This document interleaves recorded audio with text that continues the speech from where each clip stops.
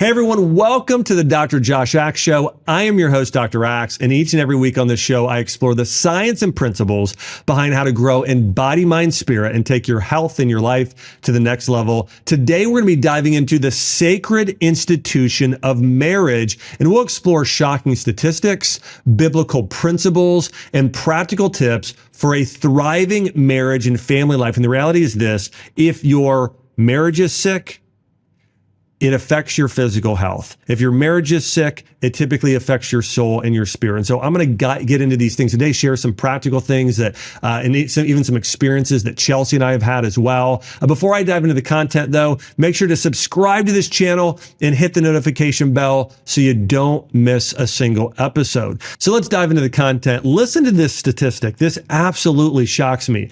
In the US, marriage has declined by 60% since the 1970s. And while the median age for first marriages has increased for both men and women, we see that, right? I mean, how many people were getting married in their late teens and early 20s? And now many people wait until their 30s and 40s to get married. And as proof of this, Pew Research recently found that 1 in 4 40-year-old American adults have never been married. Today, people often see marriage as a me marriage. It's all about me, and I need to marry someone to make me happy. In fact, I want to share you a story. I have a dear friend of mine. He was dating the same girl for 12 years. And I said to him, I said, hey, why don't you get married? And he said, well, you know what? I don't even know if we should be together. She doesn't make me, she doesn't always make me happy. And I said, well, hey, I just want you to let you know that the purpose of marriage is not for her to make you happy. It's for you to make each other holy. It's for you to love her and serve her and pursue her and make her dreams come true. And he said, oh, okay, I didn't think about it like that. Well, it's crazy. She ended up kind of leaving him, and then the next year they ended up getting married, and now they've been happily married for probably about 10 years now. And all that being said, but I think this is a cultural thing. Again, people see marriage today as a me marriage. This is really connected to a modern identity. You've probably heard me talk before about the difference between a modern identity, a traditional identity, and a divine identity. The modern identity is all about me. I'm getting married so you can make my life better. So you can make my life more interesting. You can help me reach my goals. That's the modern identity. And by the way, a traditional identity is a little better, but it's not that much better. Typically in the past, it was all about social and economic benefits. That was a big part of marriage. However, biblical marriage, it was really all about how do we make the world a heavenly place? How do we it's the idea around marriage being a foreshadowing. It's also an imaging of God's relationship to us, or Jesus' relationship to the church. And so, when you look at a biblical identity, it's much deeper, much more meaningful. And you're going to see as I get into this, it leads to a much better marriage and life. Now, I want to talk about why marriage matters. Here's a reality from a health standpoint. Marriage people eat better and are less likely to smoke and drink excessively. Also, marriage is positively associated with a greater community involvement across a range of different activities. Married people generally are healthier and have less addictions. Here's another reality. Married adults between the ages of 25 and 49 are far more likely to attend a community meeting, do local volunteer work, and just basically be active in their community if they're married versus non-married. Now, I do want to say that, of course, there are some people who are not married who have devoted their lives to God. There are nuns and priests and amazing spiritual leaders who have said, I'm going to devote my entire life to just serving God, and for that reason, I'm not going to get married. And so that's a bit of a different thing. Those people tend to actually really be involved in supporting the community more than anyone.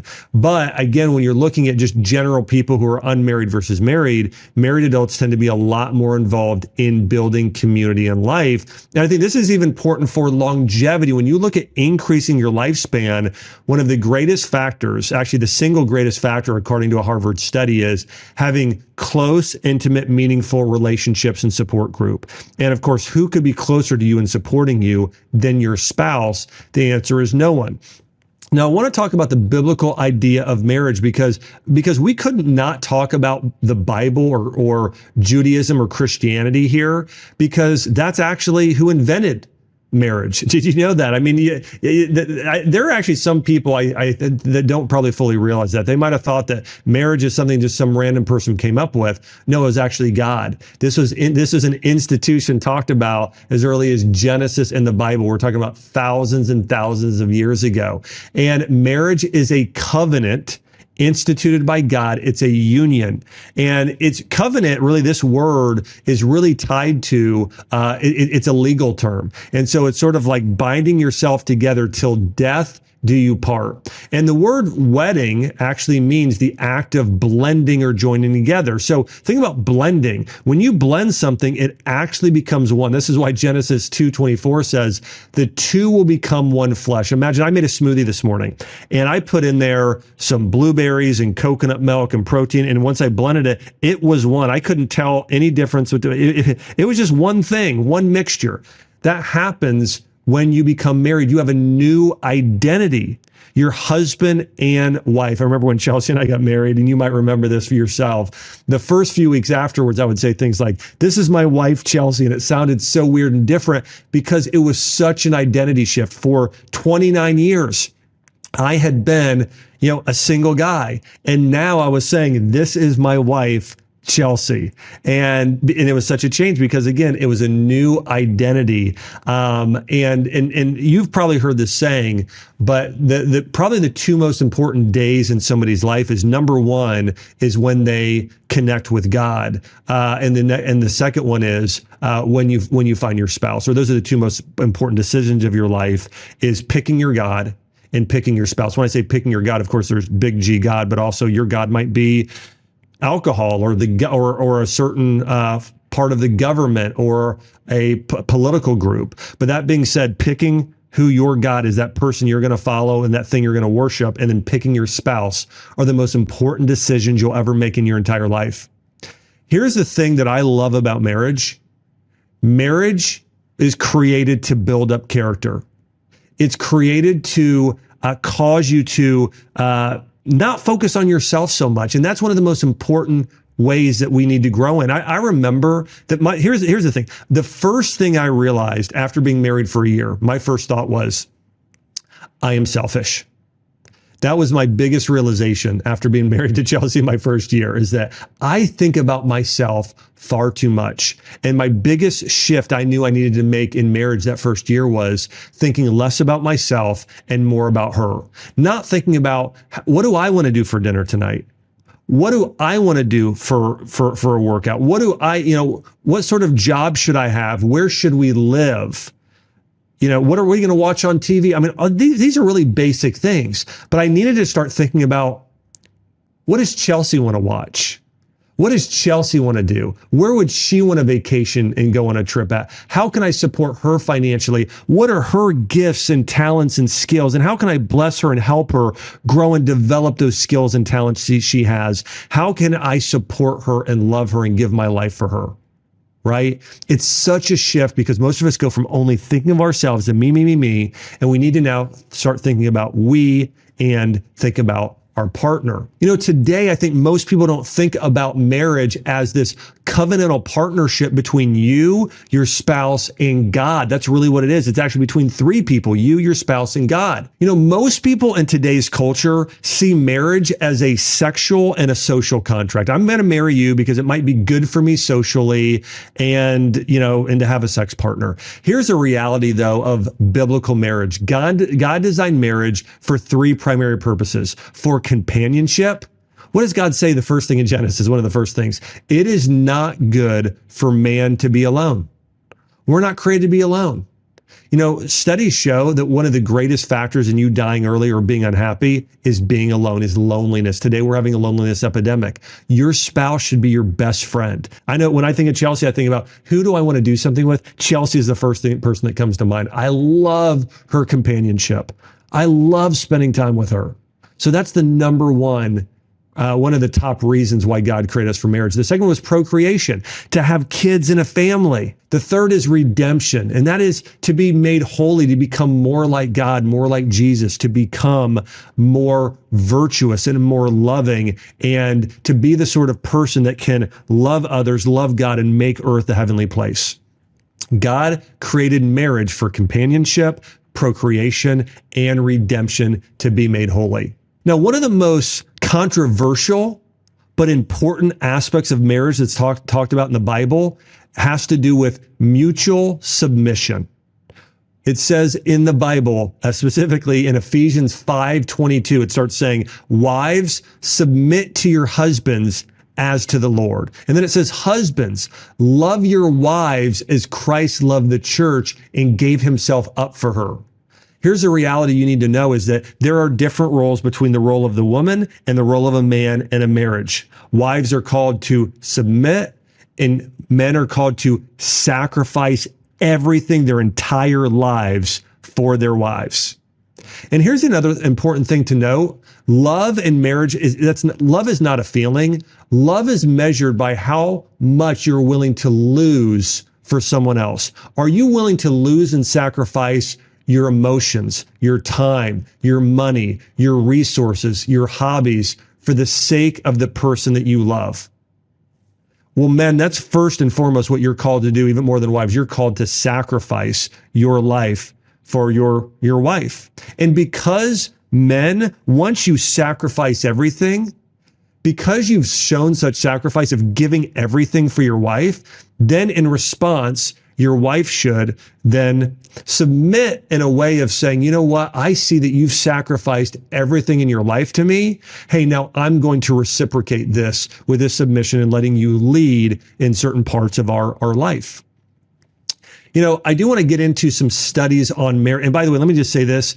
This topic is so important because a healthy marriage leads to a healthy life. You've heard happy wife, happy life. Well, the reality is happy marriage, happy life, better health, better everything.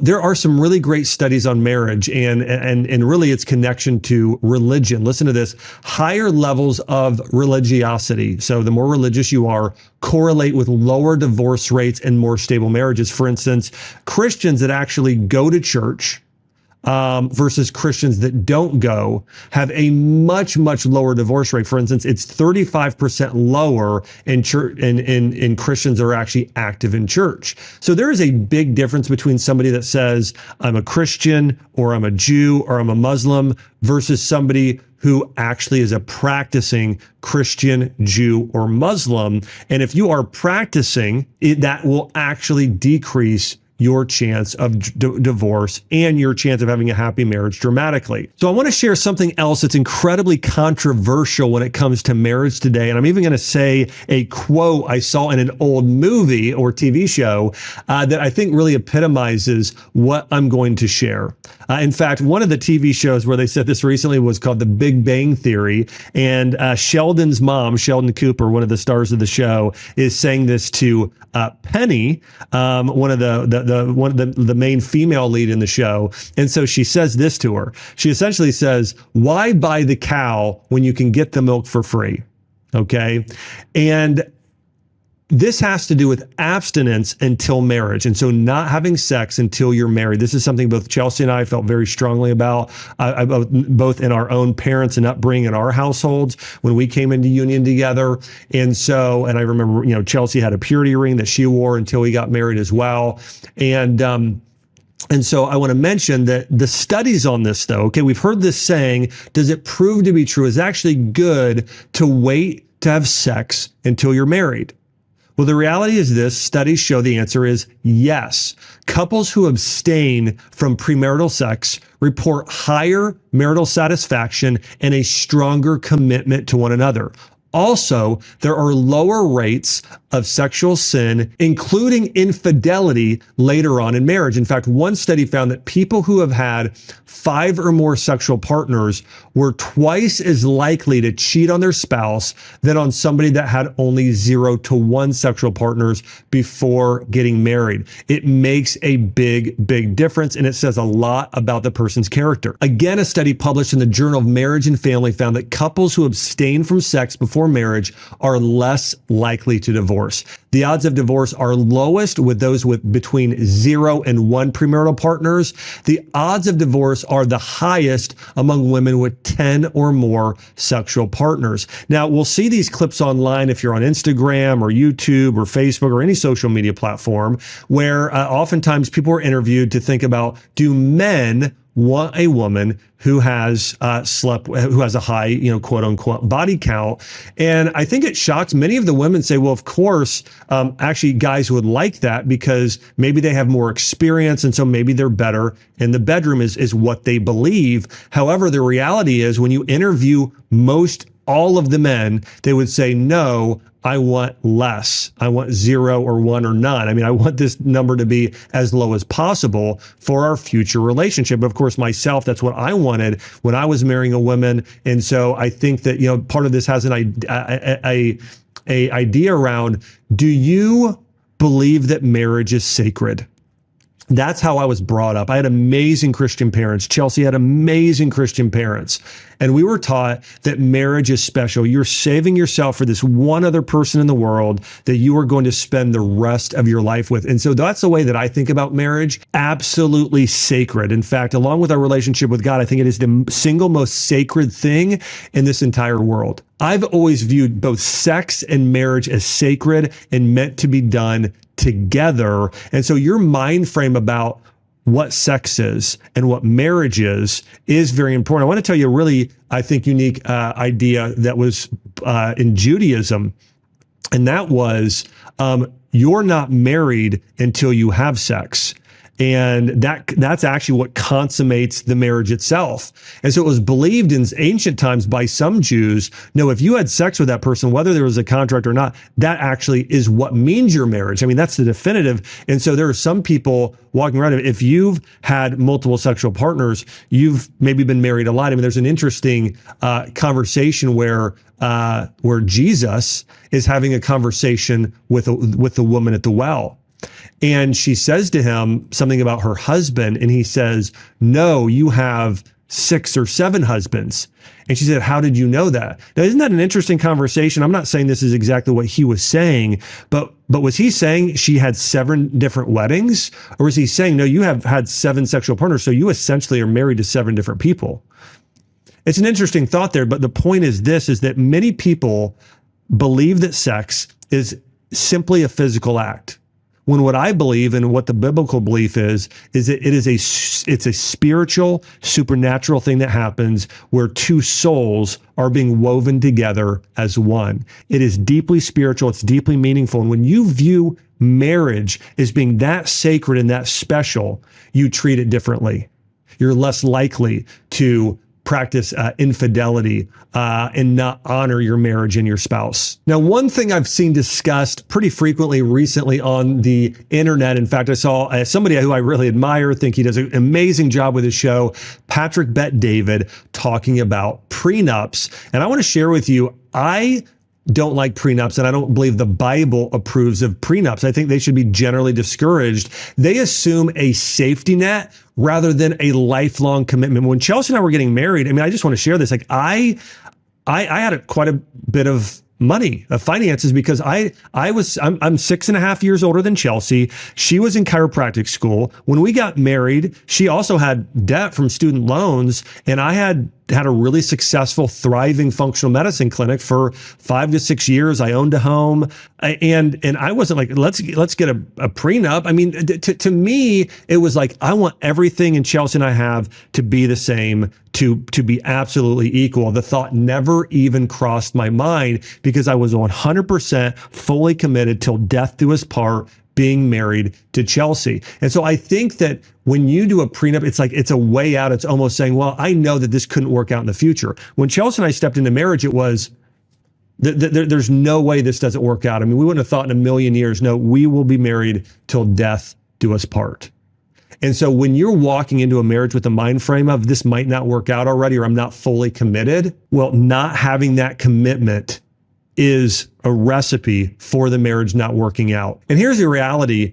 religious couples generally have lower divorce rates, especially when you look at devout Catholics and evangelical Protestants that are churchgoers. The rates are much lower. And also other religious groups. When you look at Mormons, when you look at people that are practicing Muslims, when you look at practicing Jews, the rates of people that are religious, that are following and pursuing God, Hindus, the rates of divorce are much, much lower because they view divorce as, or it's really more not divorce. They're viewing marriage as something sacred, and it's something they would never want to violate, something that God created. You know, when Jesus is asked in the Bible, if it's lawful for a man to divorce his wife for any reason, here's how Jesus responds.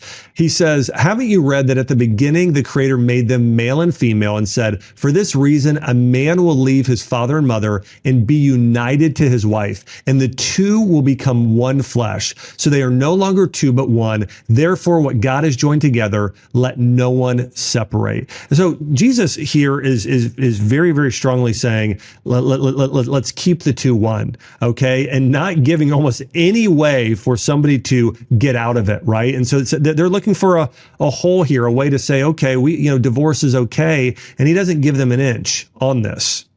Now, here's why divorce can be so damaging. Divorce can lead to economic hardship for families, particularly for single-parent households. It can also be a strain on the country and the community. Children of divorced parents are more likely to experience emotional, academic, and social difficulties. They also experience a higher level of divorce rate themselves, and 63% of divorcees believe a better understanding of the commitments of marriage could have helped them avoid divorce. And so the reality is, I don't think a lot of people realize, well, once you get divorced, how hard it is on the kids and on themselves. I think they think, well, life is just going to be better, and oftentimes it's not. I want to play this clip from Jordan Peterson, the famed psychologist, to explain the number one indicator of a failing marriage. There's been some great work on what behavioral markers predict divorce in couples counseling. Really solid work. Okay, so here's one predictor. When the couple is talking in front of a therapist and one of them or the other or both roll their eyes, there's like a 95% chance they're going to be divorced within 6 months. And that's contempt.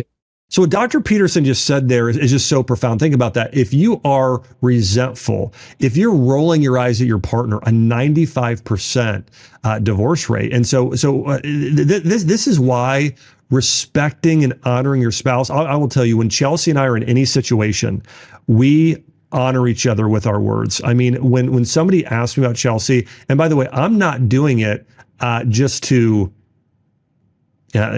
because it's appropriate or to look good. I think Chelsea is the most amazing wife and most amazing mother.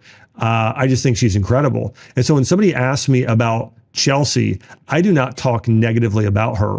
Everything is positive. Everything is with honor. And with Chelsea and I together, you're not going to see us like rolling our eyes at each other, because we love each other, but also we admire each other. Like, I admire who Chelsea is as a person. I think she's such a fantastic mom and wife that so the point there is this: if you have those feelings in your heart of resentment or disdain for somebody, a lot of times your issue is around, the problem is you. Here's what I want to say. I had a friend recently who was thinking about getting divorced. And I shared with him, and basically it came down to this thing again, where he really felt like his wife's job was to make him happy, or she felt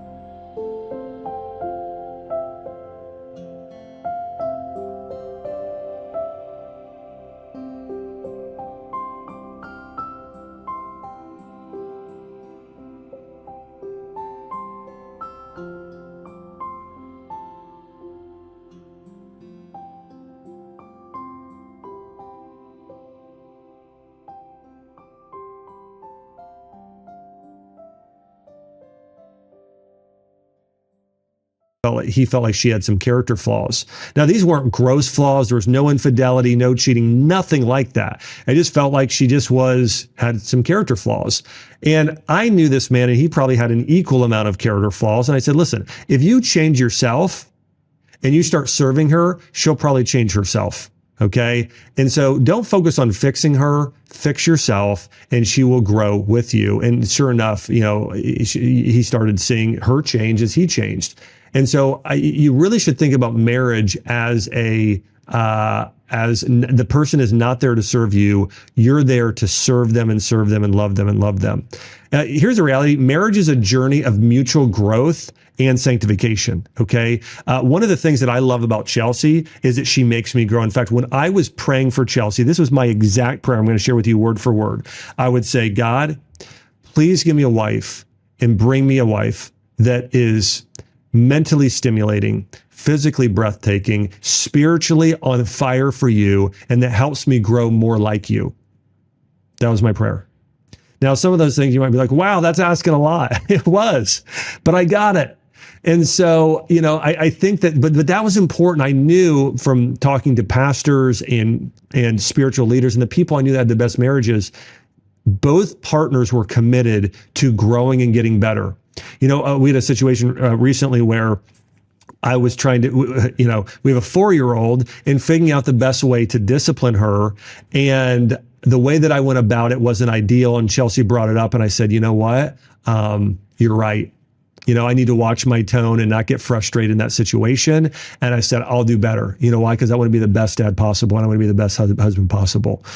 And then Chelsea and I kissed each other and it was at night and we went to bed. So, but all that being said, I think that part of growth is humility, knowing that you're imperfect. You need to get better yourself and not being prideful. So I think that being humble and committed to grow and saying, I want to be a better dad. I want to be a better husband. I want to be better, and not being prideful will help you grow. It's critical for a marriage.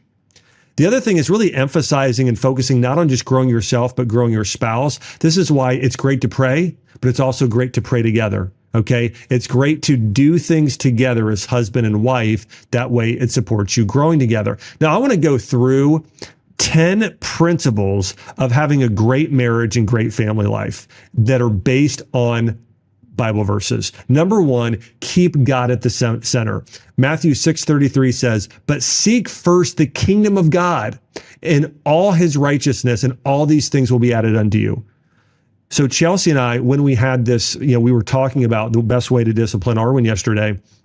Our conversation was, we were quoting Bible verses. Hey, well, I know that God did this and Jesus did this and this. So what do you think about this? Okay, yeah, I can do that differently. You're right. That was the conversation. But everything in our life, our marriage, our parenting, our financial decisions, our work life, God is at the center. And so if you can do that, you're going to have an amazing marriage if God is at the center of your marriage. Remember, as Proverbs says, 3 strands are not easily broken. Bring God at the center. Number 2, communicate openly and honestly. Ephesians 4:25 says, therefore, having put away falsehood, let each one of you speak the truth with his neighbor, for we are members of one another. This is most important in marriage. When you look at the statistics of why many marriages don't work out, there's a communication issue. And so openly communicating, not just sweeping it on the rug. Chelsea and I, if we have something in parenting or a trip or schedule or whatever it is, and we don't communicate our expectations and our wants and needs, we end up having, issues in the future, versus if we openly communicate honestly with one another, it works out okay. It always works out. And so that's a big thing. You may not feel like it. You may be a person that doesn't like confrontation, but you have to confront things early and communicate openly and honestly to have a great marriage. Number 3, practice forgiveness. As Ephesians 4:32 says, be kind to one another, tender-hearted, forgiving one another as God in Christ forgave you. So, I think that, listen, we're going to mess up in marriages. Being able to forget and move on is absolutely critical. Not bringing up things that have happened in the past. Now, again, this is me stereotyping a little bit. I think when we hear about this stereotypically, this can happen with women more than men oftentimes, as you did this or bring up something from the past, not forgetting. But I think generally speaking, it can happen on both sides. So again, remember that. And probably for men, it's more of the beginning of this verse, be kind and tenderhearted. Okay. And then women forgiving one another. Okay. So doing those things, forgiving, forgetting, moving on, that's critical for a great marriage. Number 4 is showing unconditional love. As 1 Peter 4:8 says, above all, keep loving one another earnestly, since love covers a multitude of sins. Listen, the word earnestly means go and earn it. You're working diligently, hard, giving effort. Are you doing that? Are you working hard, putting in a lot of effort, pursuing and working to love your spouse unconditionally? Okay. So even if they've messed up in the past, even if they didn't do something well today and you're mad at them, you love them unconditionally and you're earnestly working hard to love them. Number 5, prioritize your spouse. As Philippians 2:3 says, do nothing from selfish ambition or conceit, but in humility, count others more significant than yourself. The person that you should consider most significant above yourself and beyond is your spouse. You know, one great way to really prioritize your spouse is to yearly ask them or weekly, hey, what are some things you want to do this year? Where do you want a vacation? Hey, are there certain things that you love to do? You know, Chelsea, for instance, when we went to New York, I'm not a big fan of Broadway, but she loves it, right? So we make sure we do Broadway. She knows that I want to go to, you know, a certain restaurant. And then so we end up going there, right? So being aware of those things. Another great thing to do is a date night. When you prioritize your spouse where you get together one-on-one with no one else at least once a week, that will keep the marriage sweet. So a date night a week, you know, prioritizing that time together, not being on your phones, talking about meaningful things, that's going to help. But prioritize time, which is you and your spouse. I mean, the reality is this: if you want to raise up great kids, you need to prioritize your spouse. If spouses do not love and prioritize each other, then kids won't do that in the future. I mean, the biggest things kids model and the way they act is the way that parents treat each other and love each other. So it's also great parenting. Number 6, respect each other. As Ephesians 5:33 says, however, let each one of you love his wife as himself, and let the wife see that she respects her husband. So again, men, love your wives. Women, respect. That tends to be what women want: love, men want respect. Now, we both want both, but that's important to do for one another. You know, one of the things I am so honored with, and that touches me so deeply because I am a man, is when Chelsea says something to me like, honey, thank you so much for all the hard work you put in for our family. Thank you so much for providing. Thank you for this amazing, you know, house that we're living in that you've worked to provide for us. Thank you so much. I notice your sacrifice. Wow. Or, hey, I watched that video you did. You did an excellent job. Great job. Wow. And I know it means a lot to Chelsea when I let her know, you know, honey, I'm willing to sacrifice for you. Hey, I'm not going to go watch that football game today. Hey, let's go to the park. You know, hey, babe, I want to bring you on this trip for our anniversary, right? Whatever it is. So it's love and respect. Number 7, be patient and kind. Love is patient and kind. It is not envy or boast. It is not arrogant or rude. You know, 1 Corinthians 13:4-5. Again, so being patient and kind with one another. The reality is we're humans. Sometimes we had bad days. I mean, Chelsea right now with our 6-month-old might not have slept much last night, okay, because she was up a lot. And so knowing that, okay, how can I be extra patient, extra kind to serve her today? Number 8, serve one another. As Galatians 5:13 says, for you are called to freedom, brothers. Only do not use your freedom as an opportunity for the flesh, but through love, serve one another. We're called to serve one another. One of the things Chelsea and I heard in premarital counseling, and Chelsea's really embraced this, is don't keep score, but outserve one another. Okay. If you're going to keep score without serving one another and really, you know, starting at 0 every day. But Chelsea and I, we don't keep score, but we do aim to serve one another, okay? So you really want to focus on how can I serve you today? How can I love you today? Number 9, stay faithful. As Hebrews 13:4 says, let marriage be held in honor among all, and let the marriage bed be undefiled, for God will judge the sexually immoral and the adulterous. Hebrews 13:4. So again, staying faithful. Listen, and here's what it says. Let marriage be held in honor. Again, this is what I mentioned earlier. You should view marriage as the most sacred, beautiful, honoring thing ever. Not only do I not commit sexual adultery, I don't even want to look at another woman lustfully. What if Chelsea sees me looking at another woman like that? How is that going to make her feel? How is that going to affect our marriage? And so I don't do that. So it's important to also realize it's not just infidelity. It's also even your thoughts, it's some of those actions, doing your best to have a clean heart, and Jesus says this, I command you, don't only not commit sexual adultery, don't look on another woman lustfully. And so it's important to know why, because the marriage and that relationship is that important. Number 10, seek godly counsel. Where there is no guidance, a people perishes, but in an abundance of counselors, there is safety. Proverbs 11:14. Listen, one of the things that have blessed Chelsea so much is we have hung around with and spent time with other amazing couples that have godly marriages. I'm thinking about friends of ours like, whether it's John and Lisa Bevere, Jordan and Nikki Rubin, Chelsea's parents, my parents. I mean, we've been blessed to be able to expose ourselves to some amazing Christian people. And because of that, that's allowed us to have a better marriage.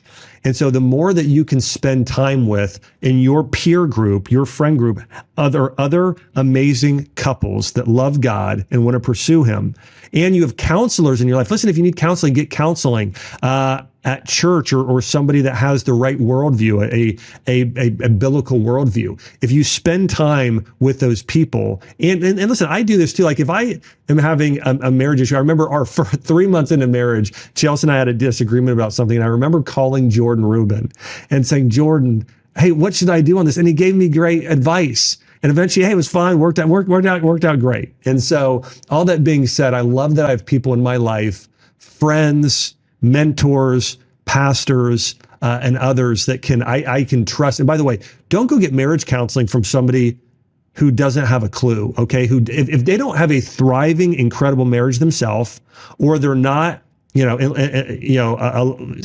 somebody who's part of the church who's been trained in this, then don't listen to those people, okay? Only listen to wise counsel. Listen to the top 1% of people that have great marriages. Get your advice from those people. Here are some practical tips for a healthy marriage that I know have really blessed Chelsea and I.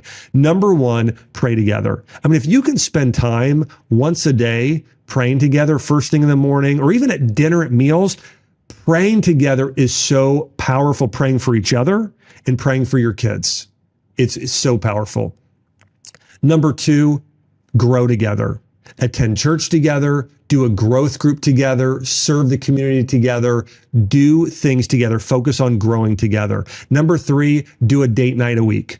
Or a date lunch, maybe at certain points. When Chelsea and I had a newborn, sometimes we won't do a date night, we'll do a date day, okay, or a date lunch. And that's great too. But one day or meal a week where you are able to sit down and really connect. Aligning your future vision, your goals, and your dreams together, okay? Sharing your expectations. So for me to know that Chelsea wants to have a homestead farm, which we're talking about now, we're going to have ducks and chickens and a couple cows and a greenhouse and garden. And so Chelsea shared this with me. I said, I love it. I'm going to make that happen for you, babe. And so knowing her vision, her goals, her dreams, and our mutual expectations, sharing that future vision is so powerful for marriage. The next is values alignment. That Chelsea and I share our Christian values, our moral values in terms of kindness and compassion, those virtues. We also share our same beliefs about things like vaccination. We are going to vote. We have the same political belief systems for the most part. We also believe in things like family dinners where we align these values. And so that value alignment and coming closer and closer together in that alignment by reading the same books, watching the same things that are virtuous will help you become closer. And then last thing here, your social support. Hang out with other virtuous, godly couples is going to help tremendously in helping you have a thriving marriage.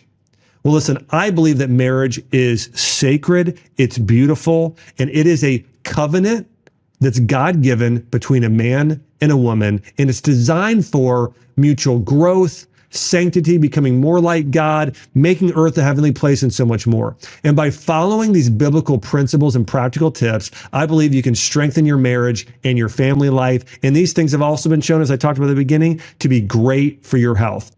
I want to say thanks so much for tuning in here to the Dr. Josh Axe Show. Remember, each and every week I'm covering topics and diving deep in how to be healthy in body, mind, and spirit. Make sure to subscribe, like, and share this episode. By the way, I am always so grateful when you share these episodes, whether it be on Instagram or Facebook or YouTube. You can click the link and share it here. If you know, if there was something that really struck you about this episode, please share it. I think, again, people need to know the truth about what marriage is about. It's not about me. It's about we. It's about serving and sacrificing your life for someone else, because marriage is divine, because God did that for us. We're called to do that for each other. Again, thanks to all of you who are sharing this on mission with me to help people heal, not just physically, but spiritually as well. And also, hey, to not miss out on other episodes like this, make sure to subscribe. Thanks so much for watching.